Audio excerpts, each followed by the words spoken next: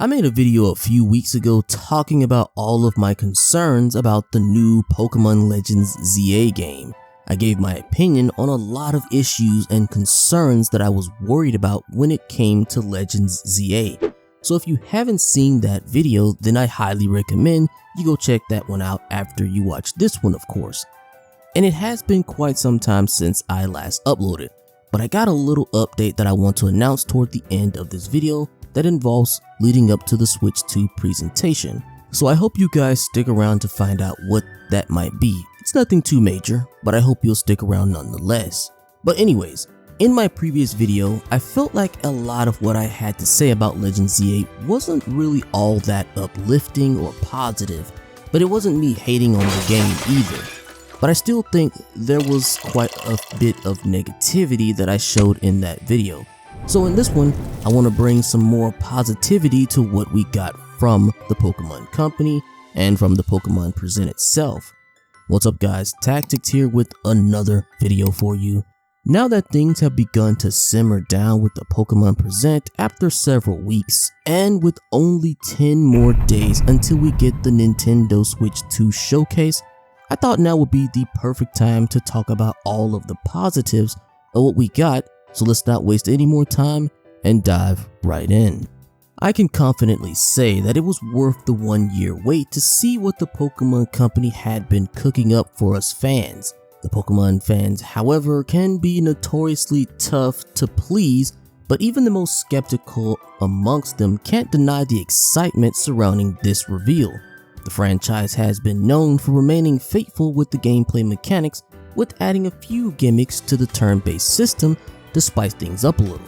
We've had things like making your Pokemon these giant hulking beasts, to giving them these OP attacks like Z moves, and even changing the type of Pokemon by having them wear a Fashion Nova hat. But the one gameplay mechanic that has stood out to be the most favorable amongst them all has been, without a doubt, Mega Evolution. Personally, I think this one was the best choice to make a return, since this is what a lot of fans have wanted for quite some time now. This means we have the potential to get more new Mega Evolutions from the Pokemon that never got Megas, like the 3 starter choices for this particular game. Speaking of those starters though, a lot of people were wondering why we got 2 Johto starters like Chikorita and Totodile. The way I see it though, Gen 2 is so underutilized in the modern Pokemon games, so it kinda would make some sense to give them more relevance after the positive reception that Cyndaquil got in Legends Arceus with its Hisuian form. You wanna get high? And honestly, I can't really complain considering that I really love Chikorita. I think I expressed this in my previous video as well, but I really love the Chikorita line, and well, I mean, I really can't complain. Let the haters hate as much as they want, but I'm happy about the choices that they made for the starters. My one and only hope is that they do the starters some justice by giving them an extra type with their Mega Evolutions or whatever they intend to do with them. Plus, when you think about how long it's been since Gen 2, I can see why they chose to go with the remaining Johto starters though. Generation 2 is the oldest gen aside from Gen 1, and hardly any of the Pokemon, let alone the starters, have been used in many of the modern day games. And when you have the mainline games mostly focusing on new content, new gimmicks alongside new Pokemon, it does make it kinda hard to involve or include Pokemon from older generations in the spotlight. That's why I think the Legends is a fantastic series that allows the Pokemon Company to focus on older generations and give them more relevance while experimenting on new ways to expand on the ever stagnant formula of the mainline games. Take for example this new battle system in Legends ZA. If the mechanics in this game work well, then there is a possibility that we could see them implement these mechanics into the next generation of Pokemon. Having battles play out in real time and potentially being able to influence how your Pokemon move around the battlefield to dodge attacks to some degree is a huge game changer, giving Pokemon essentially a 5th move akin to the anime in terms of, well, dodging. Now in my previous video I did express my concerns about Game Freak trying new things and many of them not being the most well thought out sometimes.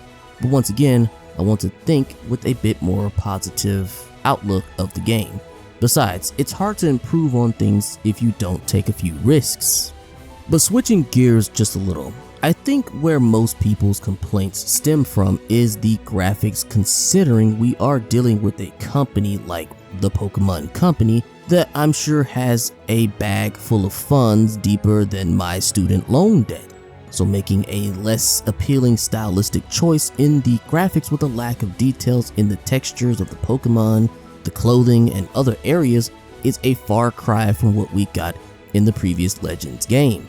Though the graphics weren't all that impressive then either, it still gave off a nice change to what we got in Sword and Shield or even Scarlet and Violet somewhat.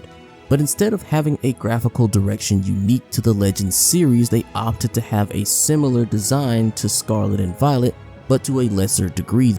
Now, I have probably said this many times already in previous videos, but graphics aren't usually my main concern so long as the game runs well and that it's fun to play with its gameplay and it's able to keep me engaged. I can settle for mediocre graphics to say the least. Now lastly, I want to talk about Pokemon Champions. I'm super happy that Champions will be a nice return to the Pokemon Stadium style of gameplay, and having all of the mini gimmicks like terastallizing and Mega Evolution being in the game as well is really going to stir up the competitive community quite a bit. I like to think that the Legends series will continue to be a single player standalone experience and Champions will be for the more competitive community. My only hope for Champions is that there will be some kind of offline feature where you can battle NPC trainers to some degree. Maybe something similar to Pokemon Battle Revolutions. I absolutely loved that game when it first came out and I played it for a very long time. You could take on many challenges in each stadium. Every stadium had their own unique challenges, like one of them being double battles, another had its own scoring system, and the more battles you won, the better your score would be by the end of it, and you had to meet a certain threshold in order to win the challenge. Lastly, they had one that focused mainly on just first stage evolution Pokemon. So I hope that Champions gives us something similar to this capacity. It's worth noting that this reveal is just the beginning though. We're going to see a lot more in the coming months, and I'm pretty sure that we might even see it at the Switch 2 presentation, and I'm excited to see how the community will react. But for now, it's clear that this has sparked a hype for both those who are die-hard fans and even the skeptics such as myself. And then of course you have the haters who will continue to just hate on the game, I guess, without ever even giving the game a chance to release. In my opinion, this reveal is a massive turning point for the franchise. It's a bold move that has the potential to pay off in a big way if the Pokemon Company does this correctly. I'm excited, I hope you guys are excited, and we can just let the haters continue to hate, I guess, as we prep ourselves for the bombshell that's going to drop on us with Pokemon Legends ZA, Champions, and alongside all of that, the Switch 2 as well, coming to us very soon this year. And you can bet I will be here covering it every step of the way. But really fast though guys, I will be uploading every day from this point going forward all the way up until we get to the Switch 2 presentation. I've been working really hard on some pretty awesome high quality videos that you guys might enjoy. So I hope you guys stay up to date by liking this video for me, subscribing to the channel, and hit that notification bell if you haven't already. I appreciate all your support. Check out this video on my top 10 video games I want to see in the Switch 2 launch lineup. Once again, thank you guys so much for all your support, and with that, I'll catch you guys in the next one. Peace.